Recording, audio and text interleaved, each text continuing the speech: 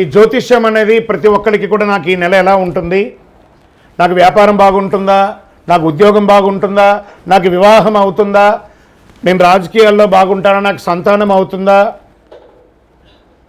అందరికీ అన్ని రకాలైనటువంటి క్వశ్చన్స్ ఉన్నాయి కదా. వాటికి అన్నిటికీ ఈ నెల గోచార గ్రహస్థితులు ఎలా ఉందో కూడా చెప్తున్నాను. బాగా గుర్తుపెట్టుకోండి.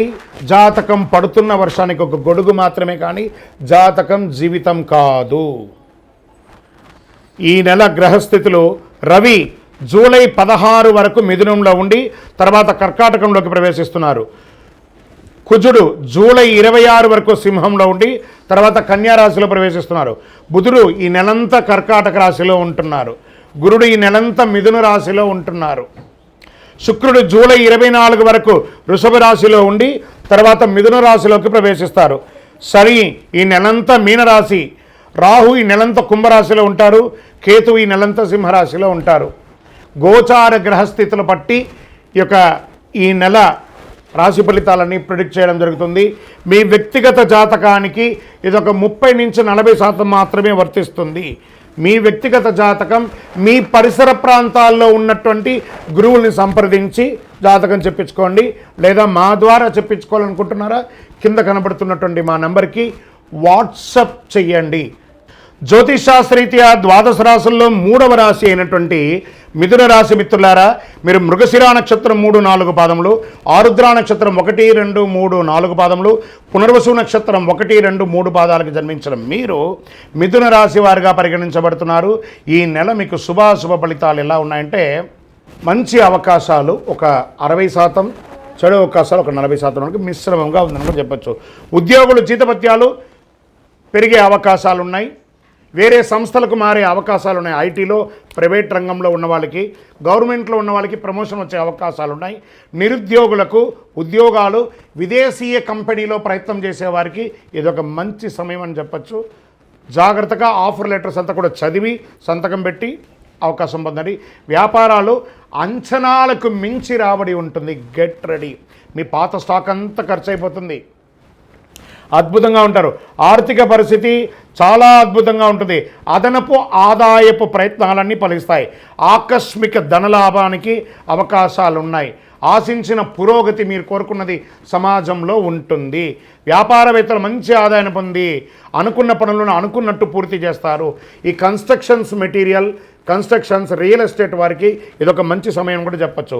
ముఖ్య వ్యవహారాల్లో కుటుంబ సభ్యుల సహాయ సహకారాలు లభిస్తాయి. ఆస్తి వ్యవహారాలు ఒకటి అనుకూలంగా వచ్చే అవకాశాలు, పరిష్కారమయ్యే అవకాశాలు ఉన్నాయి. పిల్లలు బాగా వృద్ధిలోకి వస్తారు. సంతాన ప్రాప్తి కోసం ప్రయత్నం చేసే వాళ్ళకి ఇదొక మంచి సమయం అని చెప్పచ్చు.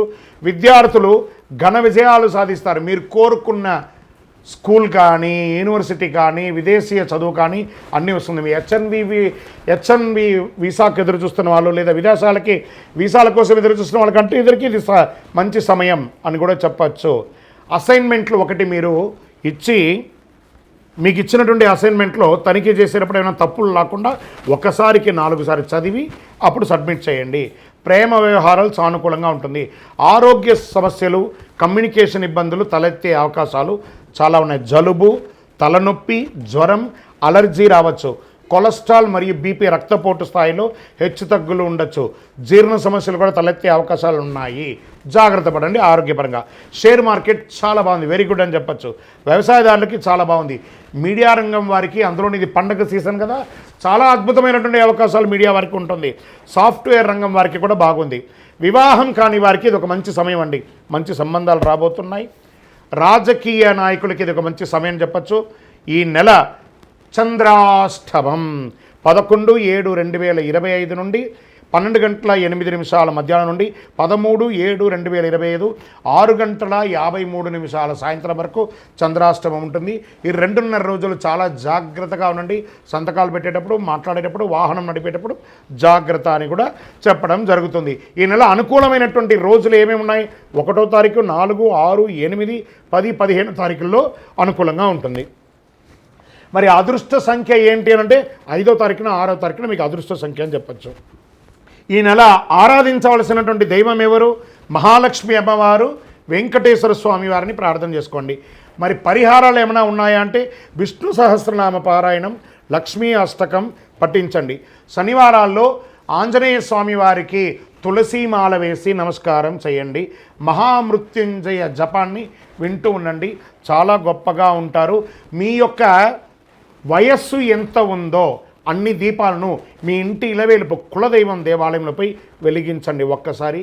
ఇంకనూ అన్ని రకాల అనుకూలం జరగడానికి అతి శక్తివంతమైనటువంటి కరుంగాలిమాలను ధరించండి. ఈ కరుంగాలిమాల మన యొక్క దేవాలయంలో 48 రోజులు పూజ చేసి సుదర్శన చండీ సంపుటిలు కూడా ఈ యొక్క మాలకు చేసి ల్యాబ్ టెస్ట్ చేసి మరీ అందిస్తున్నాము. కావలసిన వారు మాల కావలను అని వాట్సాప్ కింద కనబడుతున్న నంబర్కి పెట్టండి. ఖచ్చితంగా మీకు మా అడ్మిన్ రిప్లై ఇస్తారు. విజయోస్తు.